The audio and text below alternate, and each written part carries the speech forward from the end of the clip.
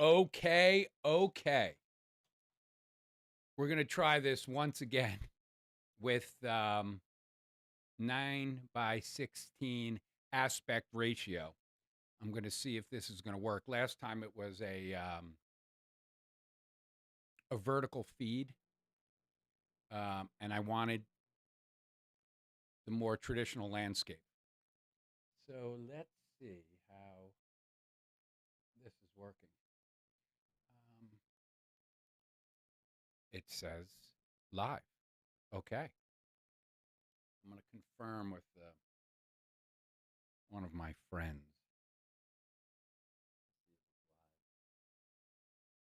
And see if the picture is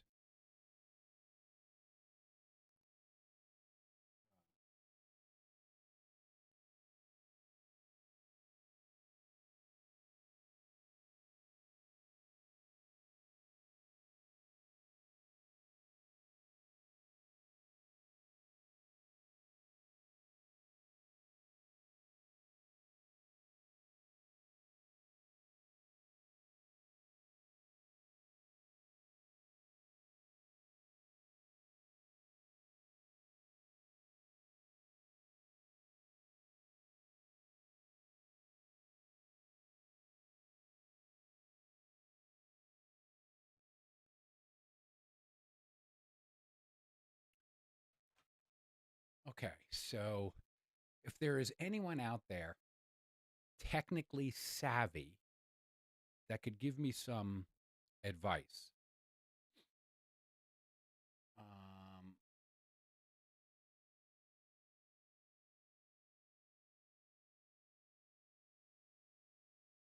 I realize that there's a vertical aspect ratio, a traditional TikTok live, and then there's a landscape 9:16 aspect ratio. And in my software, I have two boxes lined next to each other. One is the TikTok feed, and the other is just a feed. I'm capturing out of my Panasonic G85 a traditional 9:16 aspect ratio. It's tough to do that on TikTok. So I framed it within that allotted space, and I'm just curious if it's coming out. And I don't even know if I'm live. Am I live? I don't know, bro. This is like, you young people are so lucky how tech savvy you are. You take it for granted. I mean, ay, ay, ay. Live. It says I'm live, but not on my TikTok feed. It doesn't. Let's see. I'm sorry. This will get better. I hope it'll get better.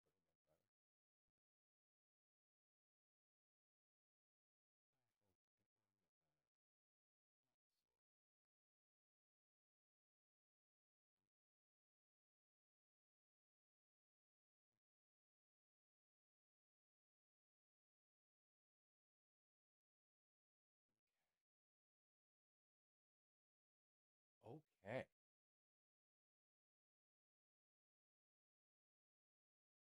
So I am live. I'm telling you, setting this up is more difficult than running a marathon. I'm going to be completely honest.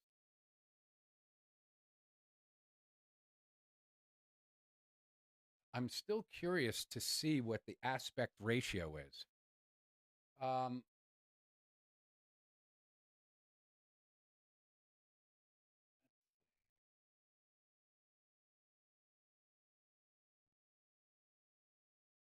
streaming.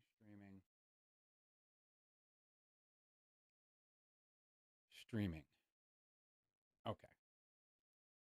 I could shorten that and edit it and work on that, hopefully. So I wanted to talk about two things today.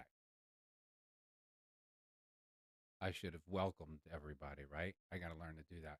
Welcome to Run to Be Strong. Because that's why I run. I run to be strong. And I would love for you to run to be strong. So I want to talk about two things today, and they align with each other. I'll get there. So,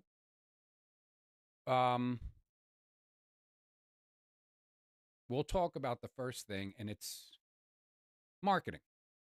What we're hearing about running everywhere. And we're kind of navigating through these opinions. And I'm not taking anything away from other people sharing their opinion. My opinion is based upon experiments that I did from 50 when I started to run to 59. So tomorrow I will be 60. So this is my last day of the 10-year experiment. So I'm not an expert at running. I never ran in college. I never ran in high school. I don't have a degree in nutrition or sports science, nothing. I am an expert at being living in your 50s. Male, Italian descent, living in your 50s. Running 28 marathons, qualifying for Boston. This will be my third year in a row when I started to do it. So I started running at 50.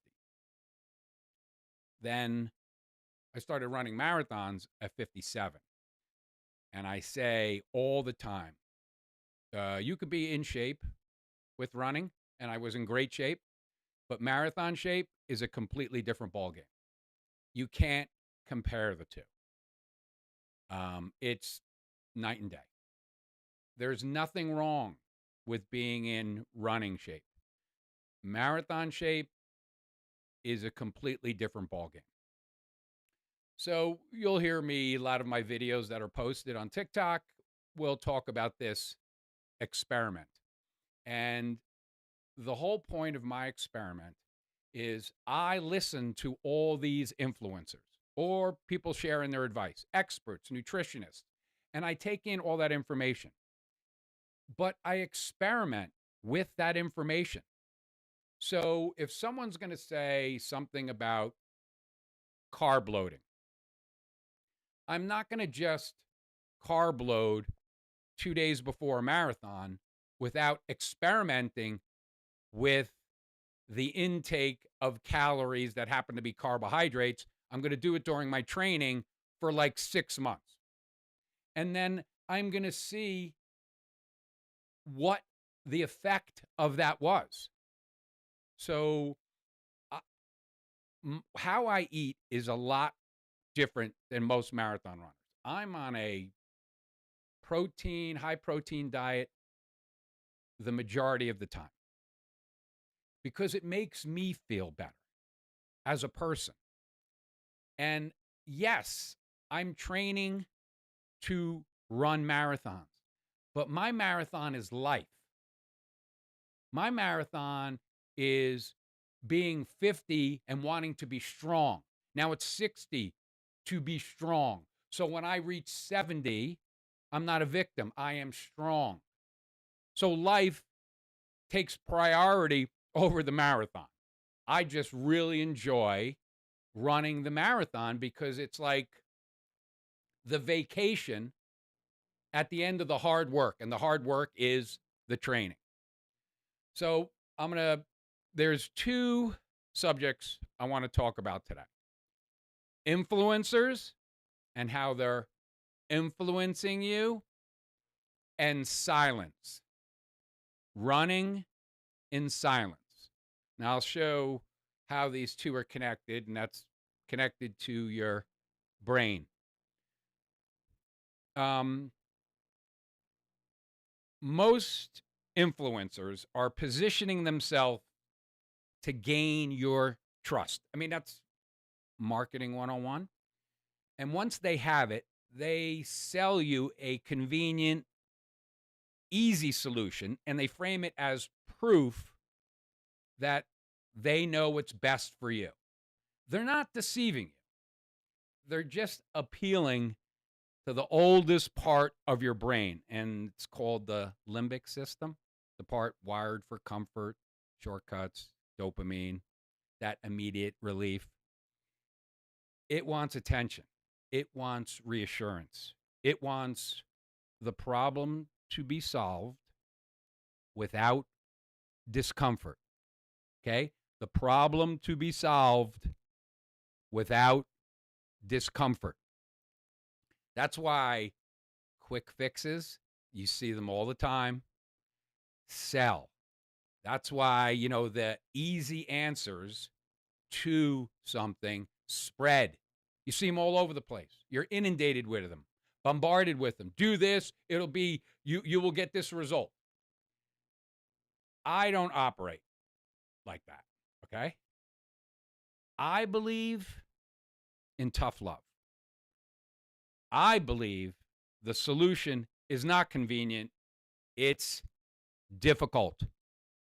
Okay? So most of my experiments I'm sharing with you, it's difficult. I find that when it's difficult, when it's challenging, it takes on a different purpose and it has a different value. Now, I want you to start by confronting that part of your brain that's seduced by comfort, the quick fix, the speed, the shortcuts, the hacks, anything that's convenient. But that's not what this is about. This is about discipline, consistency, and effort over time. And that's not easy. That's not the easiest way to do it. So I'm here not to satisfy your need for reassurance. I'm not, that's not me. I'm not going to reassure you. It's not your trust that satisfies me. Okay? That's not my goal. This is not about, I want you to trust me. That's not where I'm coming from. What satisfies me is your transformation. That's interesting to me. That you approached running a marathon one way, you saw one of my videos, and you experimented with what I was sharing, and it transformed you. That's intriguing to me. That's exciting to me. Because it is about the transformation. It's not just about running the marathon and finishing the marathon and getting a medal. It's not. We want to transform for life to be strong. We want to run to be strong. So we have an energy about us, a presence about us, and we don't become a victim. Because when people see that energy, that strength, they're like, whoa, you know what? I don't want to screw around with that person. It's too much work. Because the bad guys aren't in shape most of the time. They're not. And that confrontation, they want to avoid it. So they'll move on to the next person that doesn't have this energy. So when I say strong, yes, you finish a marathon strong with dignity. Yes, you're gaining muscle, but strong as in you're attacking life to its fullest. Isn't that like the point?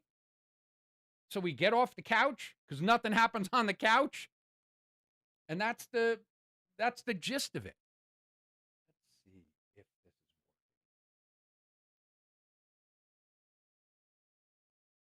Okay. Let me see. Sorry for the break.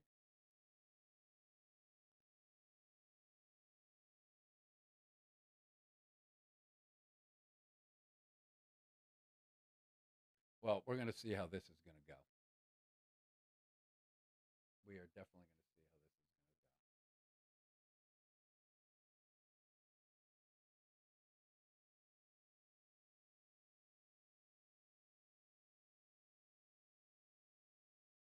to go. I'm sorry for this interruption. I just want to see if this is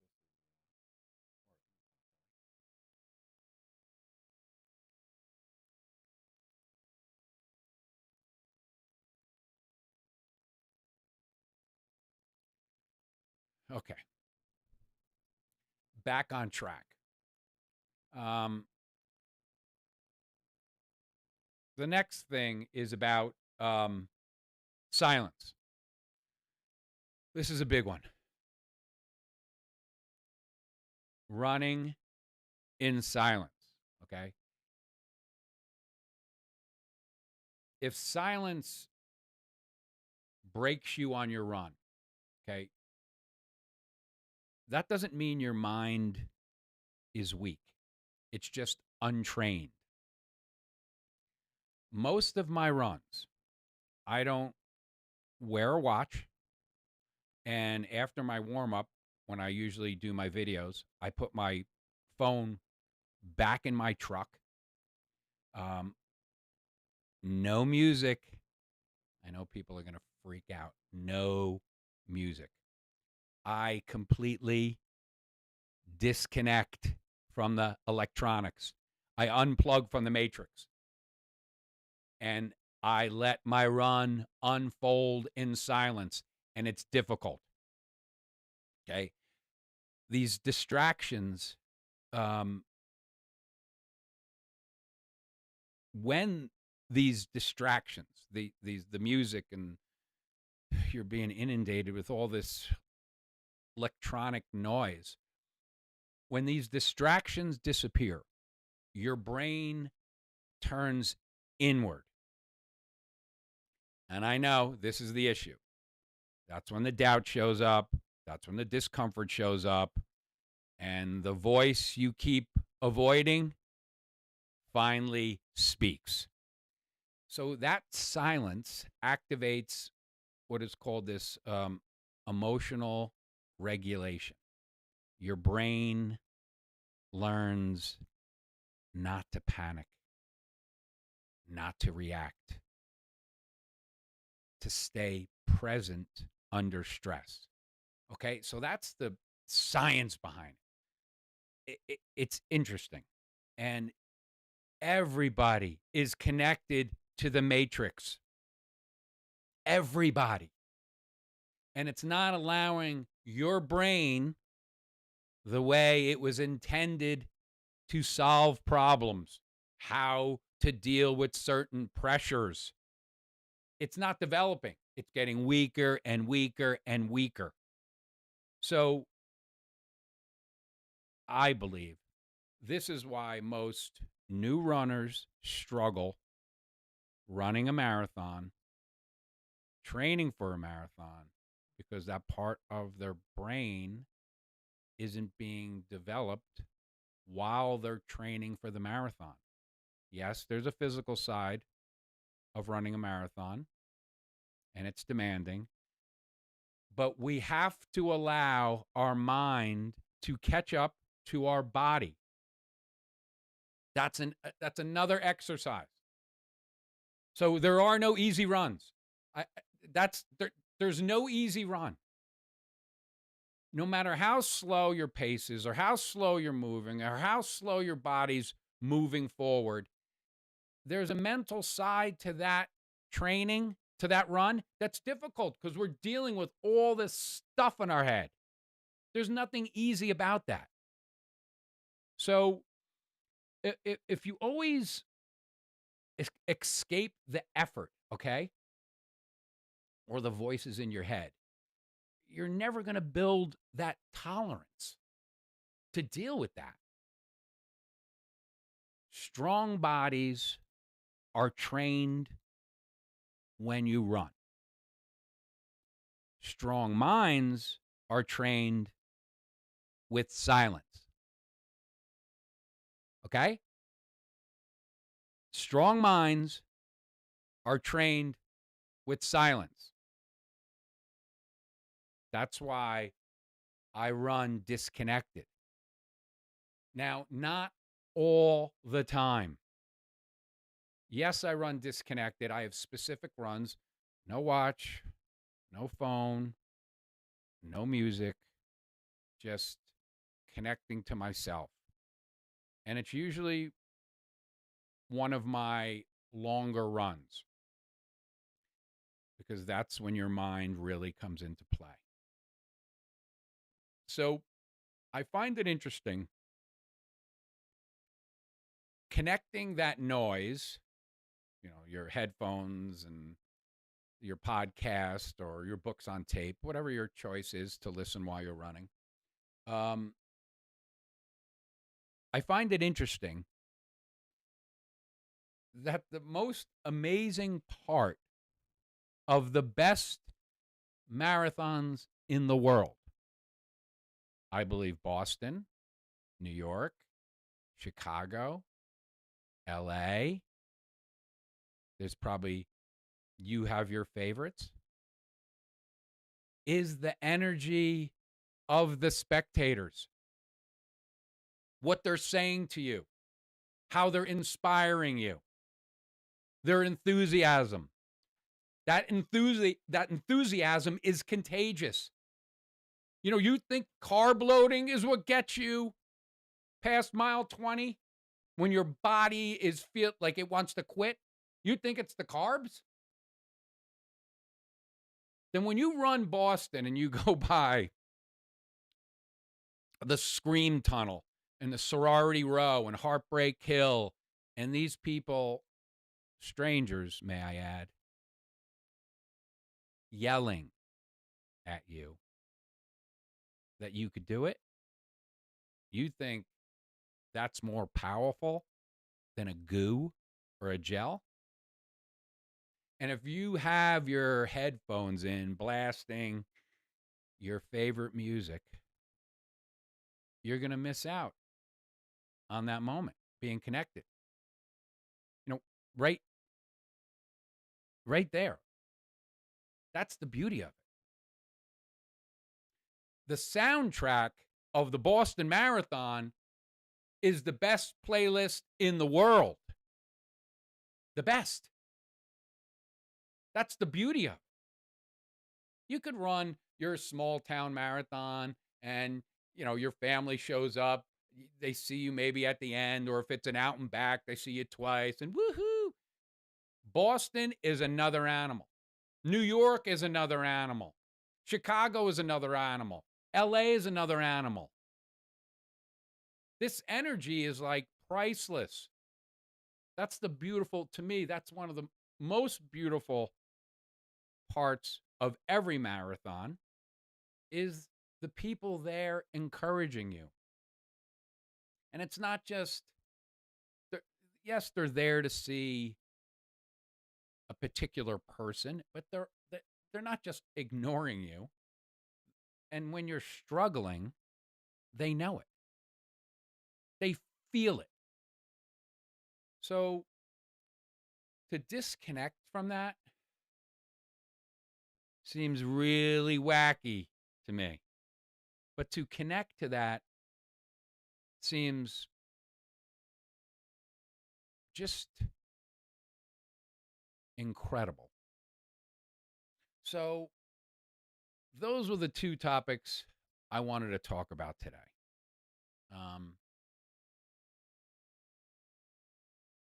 How influencers influence you, and how running in silence develops a part of your brain that is affected by the influencers influencing you. And it's not just running. Anything how your brain deals with it, that's can be stronger, and you could develop it by running in silence. That's just my opinion. I experimented and it worked for me.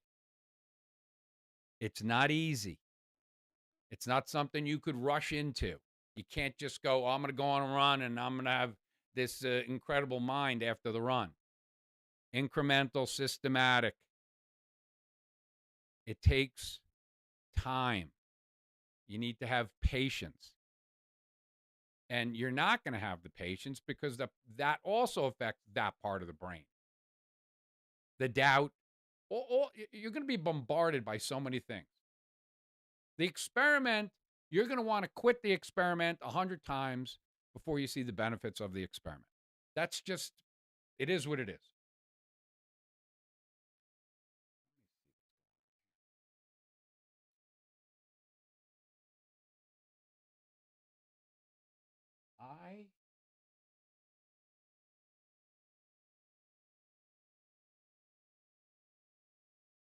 So, I see. Now I see what I'm doing. So, listen, I apologize for all this. So now I see the aspect ratio. I got it going. Okay. Sucks getting old. I can't see. Welcome to TikTok Live.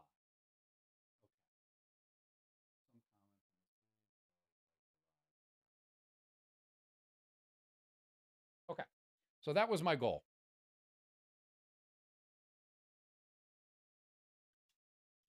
Beautiful. My goal was to have the 9:16 aspect ratio, not the vertical. Now, the vertical fills the frame.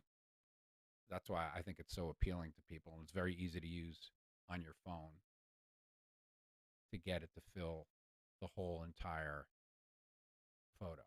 But I like this aspect ratio because I can archive it and then it looks more professional as opposed to the vertical. Hey, just my opinion.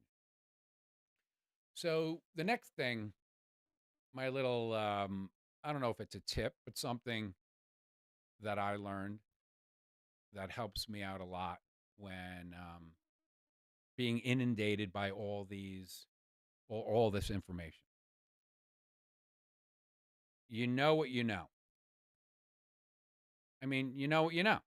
I know that there's rocket ships, okay?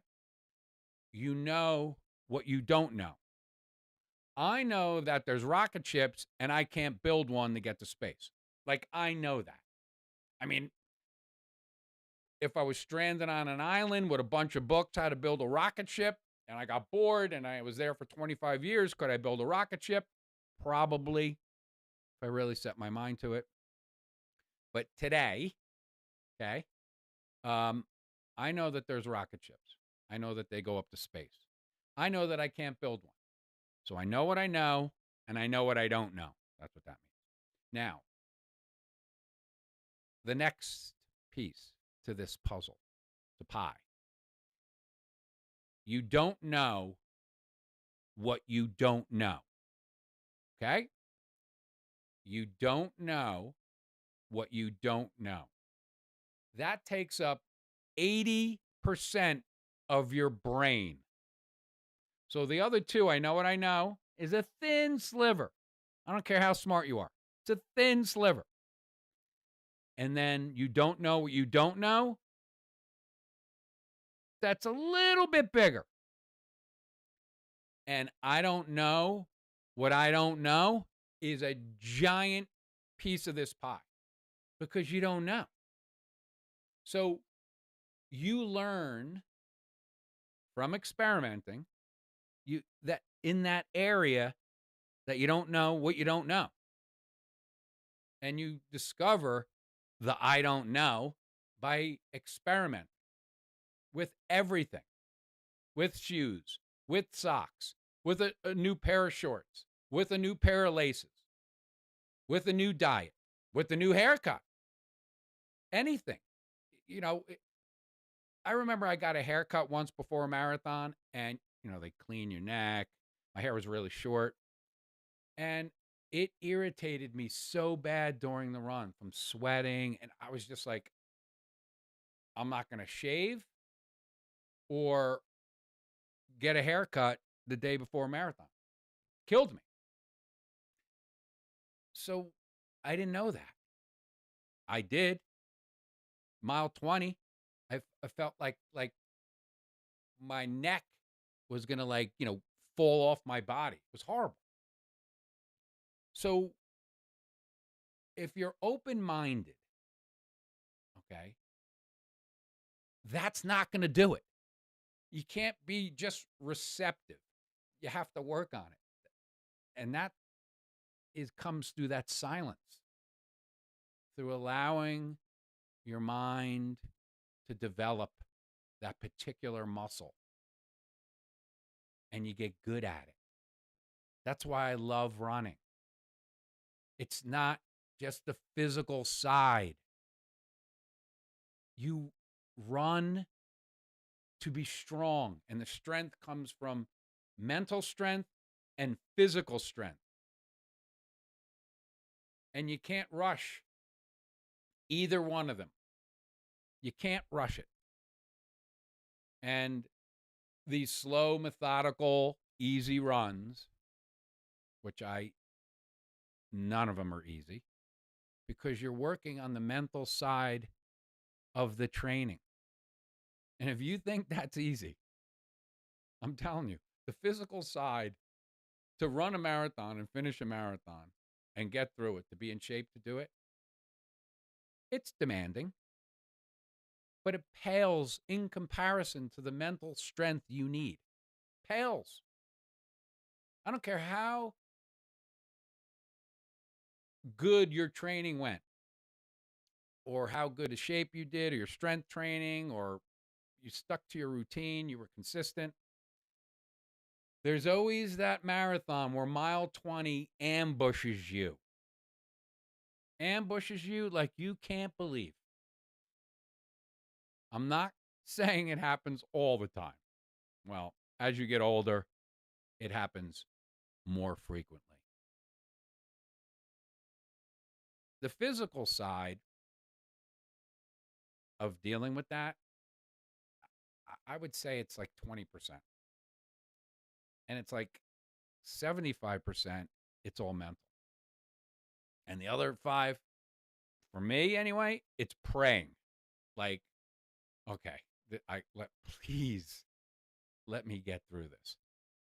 It's the most humbling experience in the world to me to get destroyed mile 20, and you have to go 6 more miles, and you are like, how am I going to get there? Now, you have an option. You could stop running and quit. I've never done that in my life. Not once. And I'm not going to start. That's me. I don't stop and quit even on my training runs. Ever. The first day I started running, I never stopped. That is just me. I'm not saying you have to do that. I'm not saying you're weak if you don't do that. That's me. That's how I approach every one of my runs. So it worked for me. Now, during this time that becomes extremely difficult, it's not magic while you're going through this to have a breakthrough and get through it.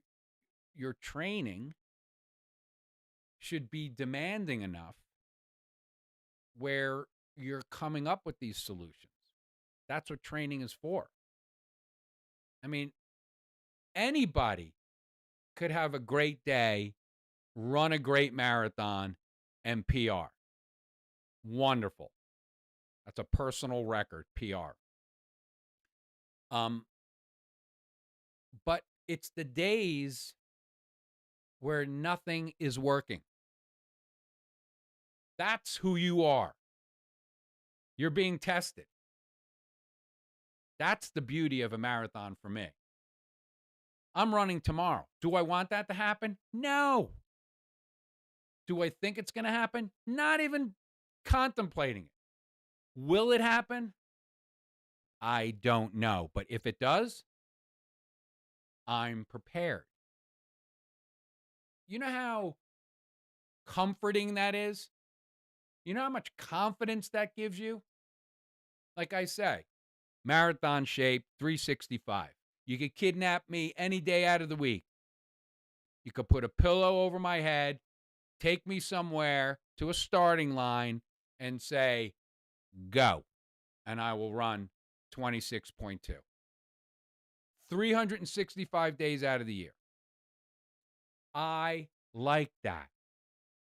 That's how I train. I've had comments, people telling me that it's not about how many marathons you run. I know that. When I say I've ran 28 marathons, I'm not bragging to you. It's a part of my training. I like it. I like the experience. I like raising money for charity. I like being around those amazing people, the energy, the why. I like that. That's fun for me. It's a hobby, okay? And it just happens to be a way of life to make me go through life stronger. Because that's why I run. I run to be strong. That's why I want you to run, to be strong, very strong. So to do that, it's a process. And there's no one way. There's no one size fits all. That's why these 16-week marathon training programs are just there for convenience. There's that word again. You know, trying to connect to that part of your brain. Because if I say, people ask me, well, how long does it take to run a marathon? I say 52 weeks. 52 weeks? But this training plan only says 16 weeks. Screw this guy. Screw Captain Crunch over here. I'm going to do the 16 weeks. And then you get the other comments that are like, well, I only did 16 weeks and I only ran 16 miles and I finished the marathon. And I get it. Gold star for you. Wonderful.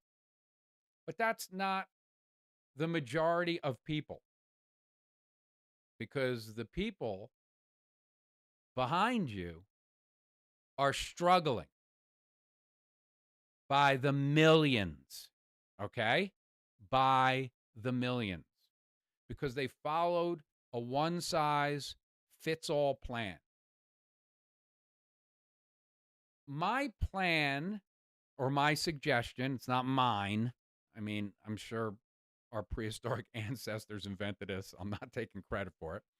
But I believe in the 4-season rule for anything in life. Anything. You got to go through the 4 seasons to really, truly understand how you're going to handle a situation. Once you go through those 4 seasons, you have a better perspective of the challenge. That's why I think to run a marathon with dignity, okay, not just finish a marathon, run it with dignity and finish strong. You need to run and train through 4 seasons. And through those 4 seasons, normally, I know if you live somewhere where the seasons, there are no seasons, you know, California has that. But, you know, I'm in the mountains here, so I have where I live, there are 4 seasons. You run through the heat. You run through the cold. You run through the rain. You run through the snow. You run through everything possible. So when that marathon occurs and it starts to rain and you never ran in the rain, or what it feels like when your shoes or your feet are shifting in your shoes and it feels like they're going to come off. Now you know, because you ran through the 4 seasons. I'll tell you something interesting. The first time I ran Big Sur, fabulous marathon. I'd highly recommend it. It's absolutely spectacular. The opposite of a big city marathon. So opposite, it's you can't believe it. The terrain, the visual, it's prehistoric. I mean, it's such a beautiful run and demanding. The first time I ran Big Sur, the wind, the wet wind coming off the ocean, it was freezing. I was soaking wet and cold, like freezing. Oh, but you ran 15 miles. Your body temperature, freezing. I started out, it was a warm, beautiful day, and then that marine layer rolled in, and I was freezing. Mile 18, freezing. You know, obviously you're being deprived of a lot of stuff, so your body's extremely sensitive. You would think 18 miles, I should be sweating. So that 52 weeks, those 4 seasons, it creates different challenges within that marathon training block. So you can't tell me that 16 weeks you will benefit more than 52 weeks. That's wrong. That's just ridiculous. Yes, you could run a marathon only training 16 weeks. I get it. There are people that do it. I'm not saying it's impossible, but I'm saying the majority of people, no. And it's not just about finishing a marathon. It's not just about personal records. It's about allowing your mind to catch up to your body. And you need 52 weeks, 4 seasons to do that. You will become a better runner, but more importantly, a better person. So that time strengthens more than just your legs. Because when it's not working out in your favor, it's not your legs that are getting you to the 26.2. It's your noodle. That's what's getting you there. Because the doubt and the quit and everything that you're going to be bombarded with to stop and give up, it happens. It happens to me every marathon.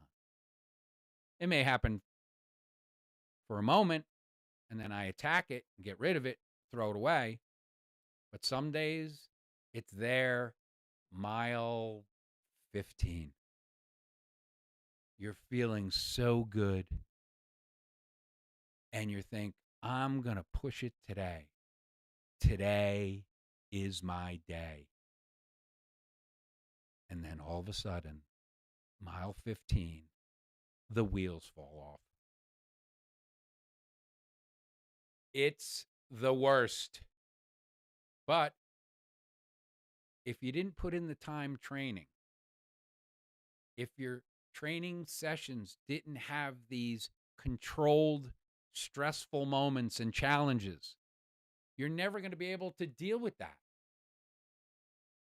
And life, let's put the marathon aside. Let's say you train for a marathon and never run a marathon. You think that's a waste? No, it's not a waste. You transformed yourself into somebody you were not. I love that. I want everybody to feel that transformation, to feel that energy, to feel that strength. Because your marathon training is going to help you at work.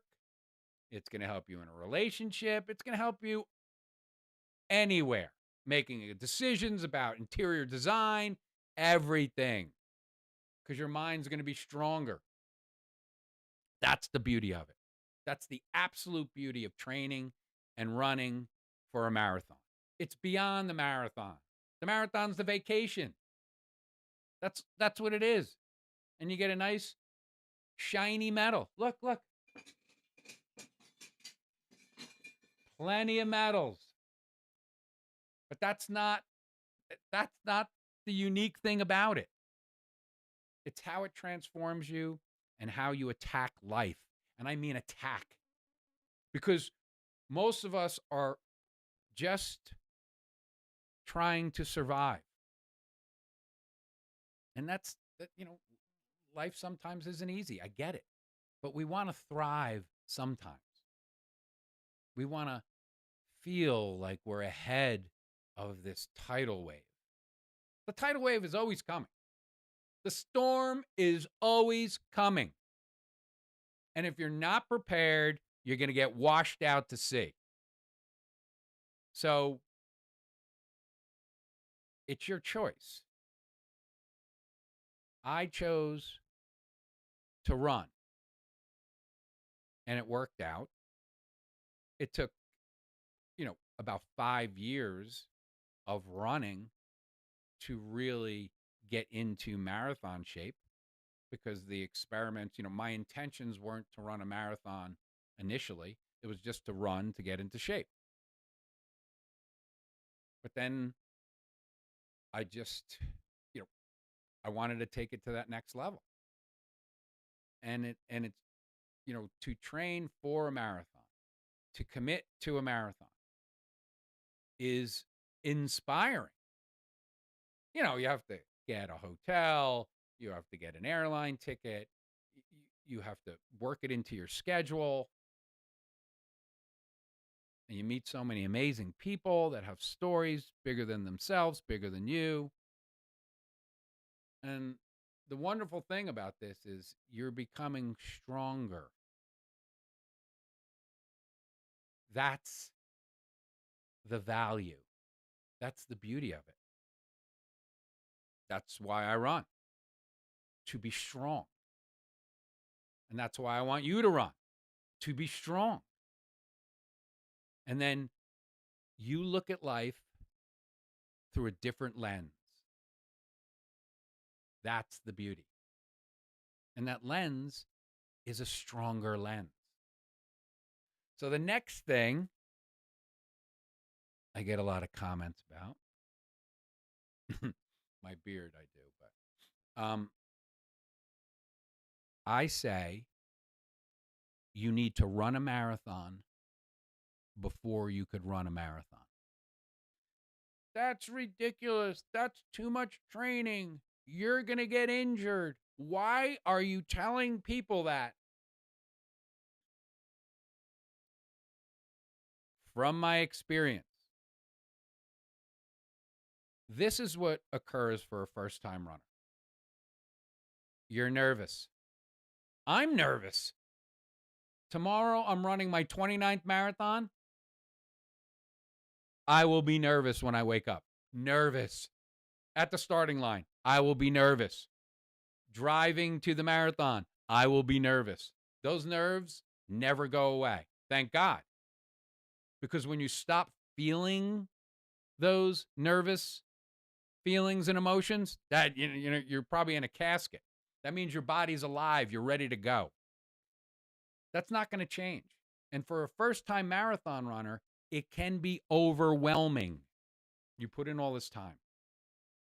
You spent your hard-earned money. You're in a bit of a panic. I get that. I understand that. Your training block, if it's an average training block that you see, wants you to run 16 to 18 miles, maybe 20. So you're telling me the first-time marathon runner who only ran 20 miles, maxed out, has all this confidence that they're going to finish the marathon. No, they're not. They're in panic mode. What if? So when you run a marathon, in your training before you run a marathon, Okay. Now you have to train for that. You can't just go run 26.2. Yes, there's a good chance you will get hurt if you're not properly trained. I'm not telling you to do that. You have to have some common sense, which is not so common these days. I get it. So in your training block, I don't care how long it takes you.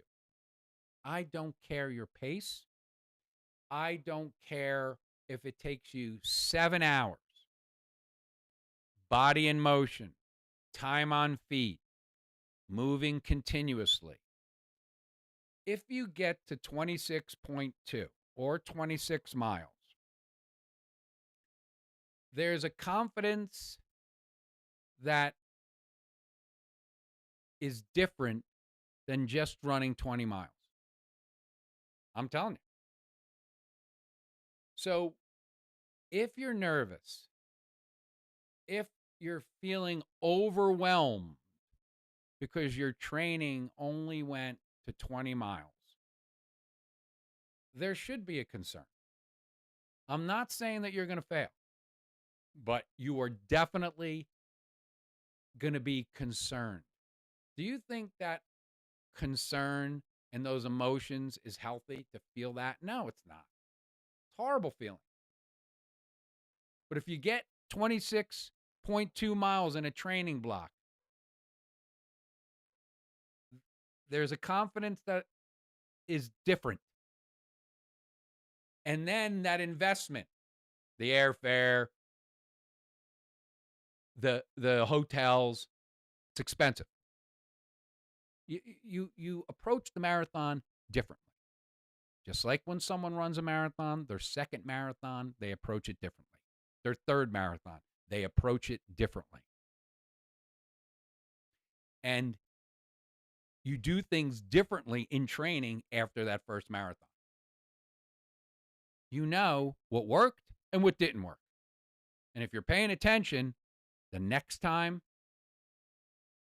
you modify the training plan, because then you get better, you get stronger. That's the whole point. So when I say you need to run a marathon before you could run a marathon, it's just comforting. It worked for me. My second marathon was completely different than my first. My first marathon was a disaster. New York City. I felt great. Mile 15 came, and my body just was like, I wasn't in marathon shape. And so many runners were passing me by. Thousands. And thousands of runners were passing me by. In that moment, I wasn't like, wow, I'm running New York. You know, I'm so proud of myself. I was miserable. I was absolutely miserable. And I said to myself, there's no way I'm going through this again. There is no way. So my approach to training for a marathon was different the second time. I'm just sharing my experiments with you. I'm sharing what I went through. They have this saying, standing on the shoulder of giants. So you're taking information from someone that's experienced what you want to experience and you haven't yet. And you're taking their experience, experimenting, taking what works, using it, taking what doesn't work, throwing it out. That's the whole point. That's why we experiment, to discover what works for you. All the information has value. Everyone is different. So certain things will work for you. Certain things will work for someone else. But if you don't experiment, how are you going to know? And how are you going to know what works best for you? Because a few things could work. I'm just sharing my experiments and the outcome. Some of them don't work. Back to square one. Try it again. And let me tell you, some of the things that worked when I was 55 don't work now when I'm 59. I'm all right with that. I accepted that. That's just biology. As you get older, there are things that will never go back to the way they were. I'm completely all right with that. But if I didn't experiment constantly, every one of my runs, there's something on my mind that I'm going to work on. Getting back, there's no easy runs. I'm going on an easy run today. No, you're not. Don't go on an easy run. You could physically go on an easy run. You could move at such a slow pace, you feel like it's not doing anything for you. It could be a zone 2, whatever the terminology all the smart people use. But there needs to be something challenging within that run to grow. Mentally, it could be, I'm going on an easy 7-mile run today, and I'm going to do 100 push-ups every mile. Why not? It's your time. That time should be very valuable. As you get older, that commodity is even more valuable than money. So why waste it? There's a way. Someone said, I'm going on an easy run today. Perfect. Great time to learn another language. If you are connected, you could listen to the music and zone out and go on the 7-mile run at a pace. I get it. If that works for you, that works for you. For me, every run, because my time is so valuable, there's a challenge and a controlled stress. If it's mental, if it's physical, if it has nothing to do with running, if it's a creative design issue for work, I use that run to open my mind, to expand it, to create possibilities for myself. The chemicals being shot into your brain after a certain amount of time, the endorphins kick in, all that stuff. Use it. It's magic. It's absolutely magic. And it doesn't happen in mile 2 or mile 3, mile 4. And as you get older, it doesn't happen in mile 5 or 6, 7, 8, 9, 10, 11, 15, 16, 20. When you run a marathon, mile 22, I'm thinking about the oddest things. It's incredible. And yes, you could approach each run with an intention. You have a specific to-do list. I'm going to go on my run, and I'm going to focus on these things because they're bothering me. You know what?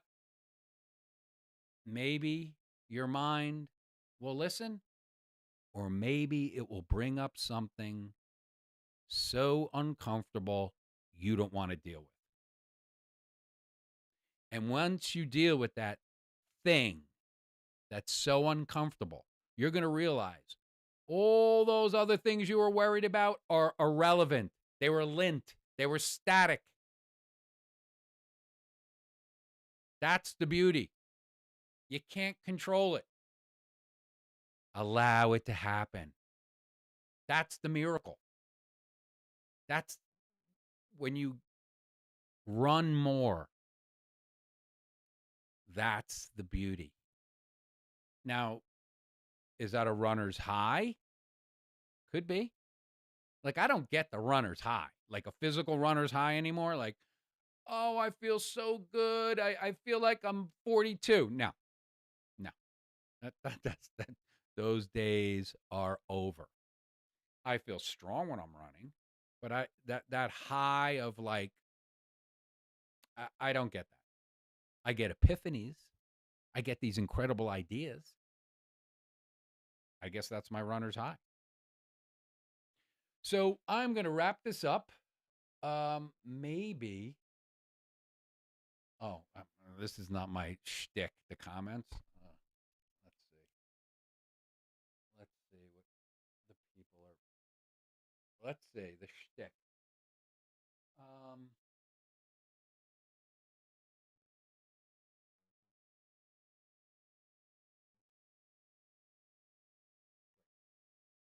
Everyone was nice. Mean people suck. Okay? Nice is nice. If you have, listen, I don't mind challenging. I don't I don't mind someone suggesting something different to me because they don't believe um, in one of my experiments, which is kind of crazy because it's an experiment. It is what it is. It either works or it doesn't work, or you need to modify it to make it better. I mean, those are basically your choices. So if someone says, that's wrong, you're wrong, and leaves it at that, come on, man. You make a suggestion because, first of all, it helps you making that suggestion. I mean, if you're a human being who cares, it feels really good making a suggestion to someone that benefits them. That's an amazing feeling to do that. So if you're going to challenge me, I don't mind that. I love it. A suggestion. And I'm telling you, when someone gives me a convenient suggestion, when someone gives me the whole 10-minute ab thing, that VHS tape, I always bring it up. It's my favorite story to bring up. The 10-minute abs. Guy made $1 million until the next guy came up with the 8-minute abs, and he made $1 million. Put the 10-minute guy out of business. Convenience doesn't work for me. Convenience doesn't make me strong. Not once. Convenience makes a horrible cake. I love to cook. Convenience and quick and efficient does not taste better than detailed and time consuming. You know why they have those recipes online. You know why they put prep time. You know why they do that. Because they're going to that side of your brain again. Because if it says 2-hour prep, you're like, screw this. This recipe said 16 minutes. That's what I want. They're getting you. They're hooked you. That's what they're doing. They're playing to that side of your brain because you weren't working on it. Listen, man, I fall for that trick. But it never works out. It doesn't, ever. Never works out. Convenient for the moment until you have the real thing. Then you're like, listen, your body is a temple, man. You should treat it with respect. And if you don't respect yourself, do you think another person is going to want to be around you? They're going to want to be around you out of convenience, I'll tell you that. But there's an energy, man. It's just, you got to work at it.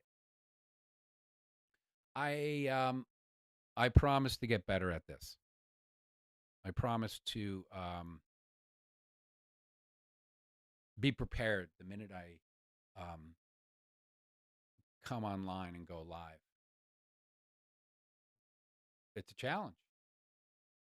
And like I said before, I started out with, to set this up and to go live with, I wanted it to look nice and sound good and, semi-professional. This was more difficult than training for a marathon. So you young kids, that know all this tech stuff and you could do it blindfolded, Be grateful. Be grateful because us old guys, this is quite a struggle. Thank you. I appreciate you. I am always grateful. And we run to be strong, very strong.